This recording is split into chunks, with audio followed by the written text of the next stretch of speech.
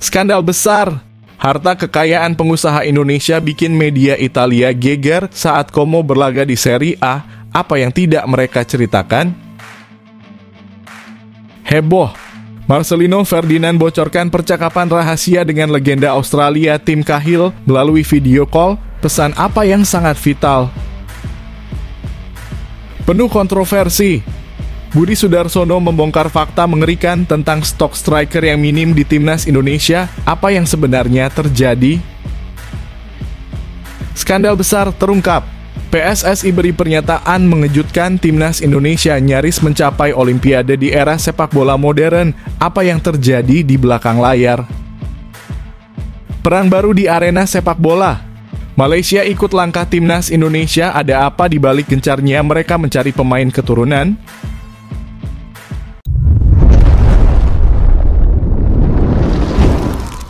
Sebelumnya mohon subscribe channel ini dulu supaya nggak ketinggalan berita terupdate timnas Indonesia.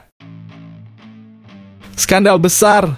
Harta kekayaan pengusaha Indonesia bikin media Italia geger saat Como berlaga di Serie A. Apa yang tidak mereka ceritakan? Como 1907 menjadi sorotan setelah berhasil promosi ke Serie A 2002-425.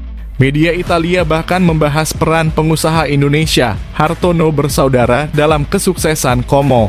Sebelumnya, Como hanya berkompetisi di Serie D sebelum diambil alih oleh Djarum Group yang didukung oleh Hartono bersaudara. Namun Como terus menunjukkan performa positif dan akhirnya berhasil memastikan promosi ke Liga Italia 2024-25 setelah finish di peringkat kedua dengan raihan 73 poin. Pemberitaan tentang promosi Como ke Serie A menarik perhatian. Mereka telah mengamankan promosi otomatis dan akan kembali ke Serie A untuk pertama kalinya sejak musim 2002. Como memiliki proyek menarik dengan memiliki salah satu grup pemilik terkaya di sepak bola Italia, yaitu Djarum Group dari Indonesia, bersama dengan Thierry Henry dan Cesc Fabregas yang juga menjadi pemegang saham.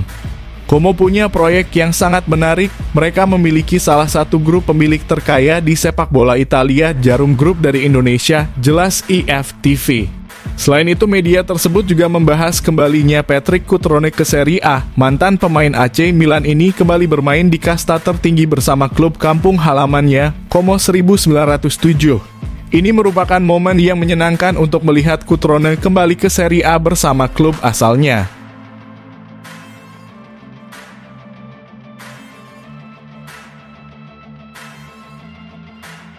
Heboh. Marcelino Ferdinand bocorkan percakapan rahasia dengan legenda Australia Tim Cahill melalui video call. Pesan apa yang sangat vital?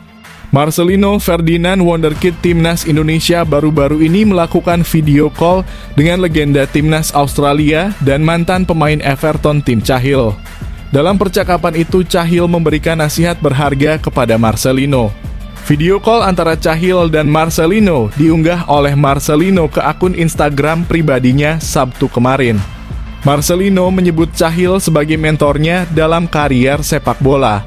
Sangat berarti memiliki Anda sebagai mentor dan seseorang yang dapat membantu saya di dalam dan di luar lapangan, teman saya, tulis Marcelino dalam unggahannya. Video tersebut menampilkan percakapan antara Cahill dan Marcelino, di mana Cahill memberikan nasihat penting untuk pemain KMS Kadeinse tersebut. Cahill menjanjikan bantuan untuk kebutuhan Marcelino, baik di dalam maupun di luar lapangan. Dia percaya bahwa Marcelino memiliki masa depan yang cerah jika terus berlatih dengan tekun. Dengarkan apapun yang kamu butuhkan di dalam dan di luar lapangan, beritahu saya. Saya akan ada di sini. Tetapi yang terpenting, nikmati semua proses sepak bola, berlatih keras, kata Cahill. Selamat untuk apa yang telah kamu lakukan untuk Indonesia. Kamu panutan yang baik dan akan menjadi masa depan bagi sepak bola, tegas Cahill. Marcelino Ferdinand adalah salah satu pemain muda berbakat timnas Indonesia. Berusia 19 tahun, dia telah bermain untuk berbagai tim nasional Indonesia dari berbagai kelompok umur, termasuk tim senior. Baru-baru ini Marcelino berhasil membawa timnas Indonesia U23 mencapai semifinal Piala Asia U23. Dia mencetak 2 gol dari 6 pertandingan bersama Garuda Muda, membuktikan bakatnya sebagai pemain yang menjanjikan.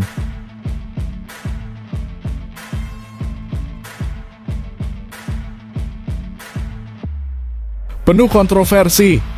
Budi Sudarsono membongkar fakta mengerikan tentang stok striker yang minim di timnas Indonesia. Apa yang sebenarnya terjadi? Budi Sudarsono, mantan legenda timnas Indonesia, berbicara tentang masalah kekurangan penyerang dalam skuad Garuda. Budi Sudarsono sendiri merupakan salah satu striker utama timnas Indonesia dengan 16 gol dari 46 pertandingan antara tahun 2001 hingga 2010. Meskipun timnas Indonesia memiliki bakat-bakat menjanjikan di lini depan seperti Ilham Jaya Kusuma, Boaz Solosa, Kurniawan Dwi Yulianto, dan Bambang Pamungkas. Namun saat ini terlihat kurangnya pemain depan berkualitas dari kompetisi lokal. Timnas Indonesia memang memiliki penyerang muda seperti Ramadan Sananta dan Hoki Caraka yang bermain di Liga Indonesia. Namun, kinerja mereka di timnas dinilai belum sesuai dengan harapan publik. Budi Sudarsono mengungkapkan bahwa masalahnya terletak pada klub-klub Liga 1 yang lebih suka menggunakan pemain asing untuk posisi striker. Hal ini membuat kesempatan bagi pemain lokal untuk bermain sebagai penyerang menjadi terbatas. Permasalahannya ada di kompetisi, striker yang ada sekarang di Liga 1 jarang ada pemain lokal, ujar Budi kepada media setelah acara 94 tahun PSSI mau kemana? Ramadan Sananta juga jarang, jadi pengalaman bermain sangat penting, terutama di level internasional, tambah Budi. Selain itu, Budi juga menyebut bahwa formasi timnas saat ini lebih cenderung menggunakan satu striker. Kebanyakan tim di Liga 1 menggunakan pemain asing, dan sekarang formasi yang digunakan hanya satu striker, jelas Budi. Namun demikian, meskipun ada kendala tersebut, Budi Sudarsono percaya bahwa kehadiran pemain asing seharusnya menjadi motivasi bagi pemain Indonesia untuk meningkatkan kualitasnya. Menurut saya, itu seharusnya menjadi motivasi untuk bersaing dengan pemain asing, tegas Budi Sudarsono.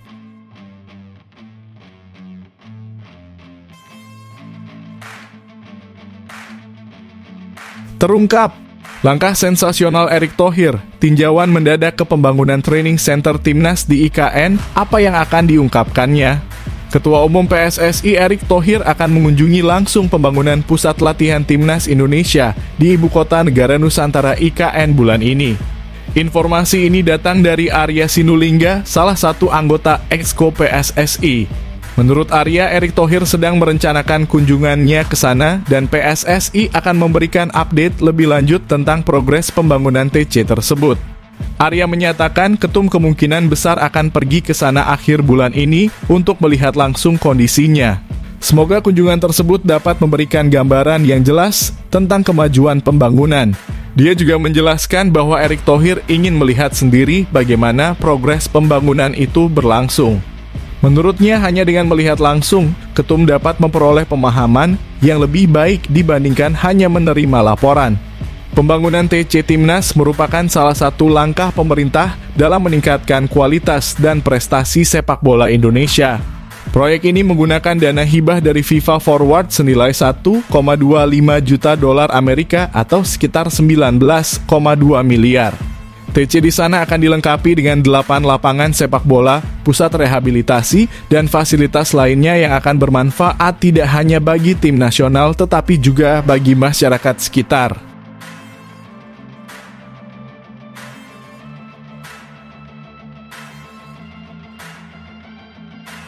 Skandal besar terungkap. PSSI beri pernyataan mengejutkan, timnas Indonesia nyaris mencapai Olimpiade di era sepak bola modern. Apa yang terjadi di belakang layar? Prestasi timnas Indonesia U23 menempati peringkat keempat di Piala Asia 2024 menjadi sebuah pencapaian gemilang untuk PSSI yang baru saja merayakan ulang tahunnya yang ke-94 pada 19 April lalu. Meskipun gagal berlaga di Olimpiade 2024, kesuksesan ini memberikan semangat yang besar. Anggota Komite Eksekutif PSSI Arya Sinulinga menganggap prestasi timnas U23 sebagai hal yang luar biasa. Baginya, pencapaian ini terasa lebih spesial karena terjadi di era modern sepak bola. Sekarang kita menyaksikan sejarah dengan hampir masuknya Indonesia ke Olimpiade. Begitu tipis, katanya dalam diskusi 94 tahun PSSI mau kemana di GBK Arena. Tapi ini terjadi di era sepak bola modern. Pada tahun 70-an, situasinya mungkin tidak sekompetitif seperti sekarang. Ini berbeda sekali, kompetisi sekarang lebih modern dan kita bisa bersaing di posisi tersebut, tambah Arya. Baginya hasil ini menunjukkan kemajuan sepak bola Indonesia, bahkan FIFA sebagai badan sepak bola dunia dikatakan terkejut. Pasalnya dalam perjalanan mereka, timnas U23 berhasil mengalahkan beberapa negara kuat seperti Australia, Yordania, dan Korea Selatan U23. Menurut Arya, timnas U23 saat ini adalah generasi emas Indonesia. Dia percaya Rizky Ridho dan rekan-rekannya masih memiliki potensi untuk berkembang lebih baik karena usia mereka masih muda. Mereka rata-rata berusia sekitar 26 tahun. Sebagian besar dari mereka masih bisa bermain untuk U23 2 tahun ke depan. Sementara timnas senior saat ini memiliki usia rata-rata 23 tahun, ujar Arya. Artinya dalam 5 hingga 6 tahun ke depan, kita masih bisa bersaing dengan tim muda. Mereka masih belum mencapai puncak karier mereka sebagai pemain sepak bola. Karir sepak bola Indonesia biasanya mencapai puncaknya di usia 28 tahun. Jadi, masih ada banyak ruang untuk pertumbuhan dan peningkatan.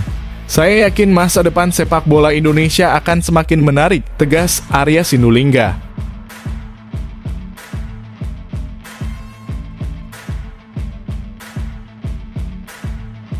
Skandal terbesar di lapangan.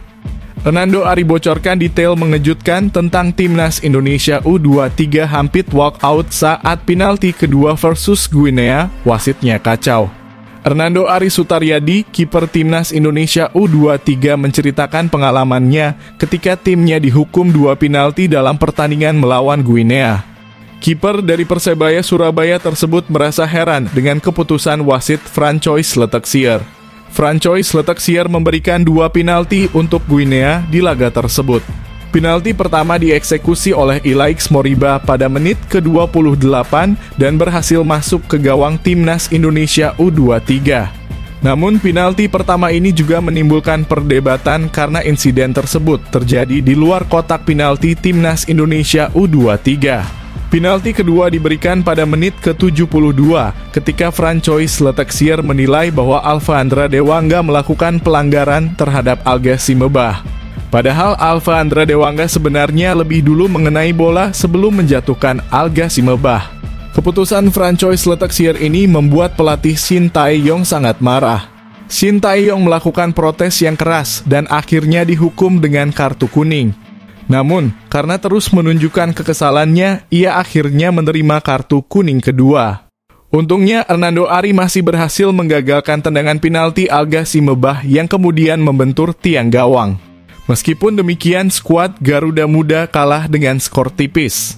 Hernando Ari menceritakan bahwa Shin Tae-yong bahkan menangis di ruang ganti karena merasa bahwa timnas Indonesia U23 telah dirugikan oleh wasit. Akibatnya, skuad Garuda Muda gagal lolos ke Olimpiade 2024 Paris. Situasinya sangat buruk, wasitnya kacau. Ini mungkin pertama kalinya saya melihat pelatih Shin Tae-yong menangis karena dia sangat terpukul, kata Hernando Ari. Ketika Guinea akan melakukan penalti kedua, kami hampir walk out keluar dari lapangan, tapi kami tetap menunjukkan sikap yang positif. Kami ingin terus bermain. Syukurlah, penalti tersebut tidak menjadi gol meskipun sayangnya kami tidak bisa mencetak gol sebagai balasan. Itulah yang kami pikirkan di ruang ganti, jelas Nando.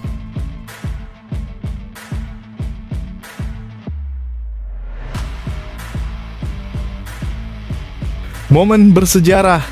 Pengalaman sensasional debut Witan sebagai kapten timnas Indonesia U23. Apa yang tak terungkap? Witan Sulaiman memberikan tanggapannya setelah menjadi kapten timnas Indonesia U23 dalam playoff Olimpiade Paris 2024. Dia merasa terbebani dengan kepercayaan pelatih untuk menjabat sebagai kapten, namun menganggapnya sebagai tanggung jawab yang besar. Debut Witan sebagai kapten timnas Indonesia U23 berakhir dengan kekalahan tipis dari lawan Afrika. Meskipun kalah, momen debutnya sebagai pemimpin di lapangan menjadi berkesan karena dia mengalami cedera di tengah pertandingan dan harus menggunakan perban di kepala. Perban itu hampir lepas di babak kedua dan berbentuk seperti peci yang menjadi sorotan lucu di media sosial. Witan dipercaya memimpin tim setelah sang kapten, Rizky Ridho, tak dapat bermain karena masih menjalani hukuman kartu merah. Witan menganggap tugas sebagai kapten membawanya memiliki tanggung jawab lebih dari pelatih Shin Tae-yong. Namun menurutnya semua pemain memiliki hak untuk saling mengingatkan di lapangan, tidak hanya kapten. Menurut saya siapapun kapten di dalam lapangan semua berhak bicara, berhak saling tegur satu sama lain. Sebagai kapten diberikan tanggung jawab lebih sama Coach Shin, jadi saya hanya bisa melakukan yang terbaik, kata Witan.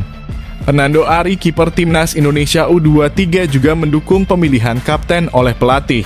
Baginya, siapapun yang dipilih sebagai kapten adalah keputusan pelatih dan semua pemain harus mendukungnya.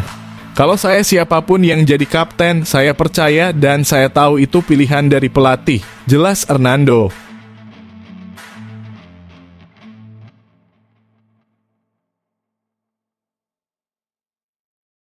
Misteri terkuak. Inilah rahasia Shin Tae-yong yang membuat kepercayaan diri pemain menguat di Piala Asia U23 hingga playoff Olimpiade. Anda akan terkejut. Pelatih Shin Tae-yong menganggap bahwa belajar bermain dengan percaya diri adalah pelajaran penting yang diperoleh oleh para pemainnya selama Piala Asia U23. Menurutnya, meskipun turun di turnamen besar, pemain mampu tampil dengan percaya diri dan memberikan penampilan gemilang. Timnas Indonesia U23 mengejutkan banyak pihak, meskipun ini adalah debut mereka di Piala Asia U23. Mereka berhasil mencapai semifinal dengan mengalahkan tim besar seperti Timnas Australia U23 hingga Korea Selatan U23. Meskipun tidak berhasil meraih tiket ke Paris 2024, pencapaian Timnas Indonesia U23 jauh melampaui target yang ditetapkan oleh PSSI, yaitu mencapai perempat final Piala Asia U23 2024.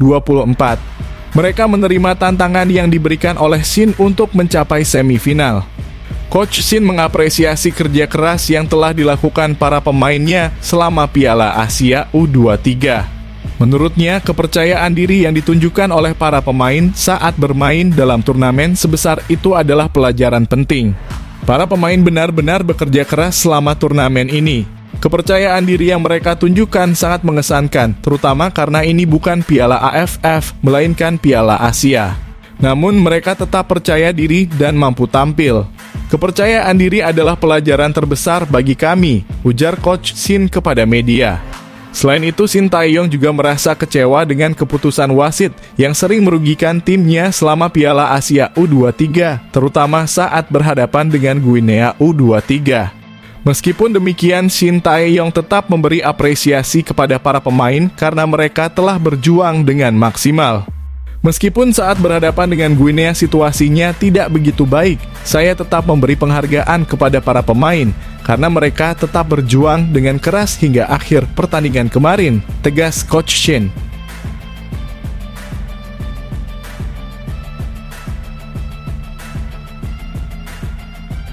Perang baru di arena sepak bola.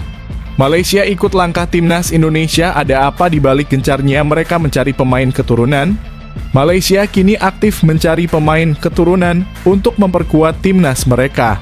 Kali ini mereka menemukan Elliot Morgan Thorpe dari klub Liga Premier Inggris, Luton Town, yang memiliki ikatan keluarga dengan Malaysia. Presiden Asosiasi Sepak Bola Malaysia, Datuk Hamidin Mohd Amin, telah menetapkan pedoman ketat bagi pemain keturunan yang ingin mewakili Malaysia terkait upaya naturalisasi dari negara tersebut. Thorpe sendiri merupakan pemain kelahiran Welsh Malaysia yang bermain di posisi tengah untuk Luton Town. Meskipun berusia 23 tahun, dia memiliki fleksibilitas untuk bermain di beberapa posisi seperti gelandang serang, dan bek sayap. Menurut laporan FR Future Talents, Elliot memiliki hubungan keluarga dengan Malaysia melalui neneknya, tetapi masih dapat mewakili Wales karena hubungannya dengan ibunya. Dia sebelumnya telah bermain untuk tim Wales U21 dan beberapa kali untuk tim tersebut musim ini. Di sisi lain, timnas Indonesia juga fokus pada naturalisasi pemain seperti Calvin Verdonk dan Jens Raven yang keduanya berasal dari Belanda dengan garis keturunan Indonesia. Ketua Umum PSSI Erick Thohir mengungkapkan bahwa proses naturalisasi untuk keduanya akan segera diselesaikan setelah menangani status kewarganegaraan Martin Paes. Hingga saat ini proses naturalisasi yang paling banyak diperbincangkan adalah Verdon. Pemain NEC Nijmegen itu mengungkapkan dalam wawancara bahwa dia sedang menjalani proses naturalisasi dan berharap dapat segera bermain untuk timnas Indonesia setelah proses tersebut selesai. Shin Tae-yong pun juga menyatakan bahwa Verdon memiliki potensi untuk bergabung dengan timnas dalam waktu sekitar 2 bulan ke depan. Sementara itu, Jans Raven yang masih berusia 18 tahun dilaporkan memiliki darah Indonesia dari neneknya yang berasal dari Yogyakarta. Dia saat ini bermain untuk FC Dordrecht U21 sebagai penyerang tengah.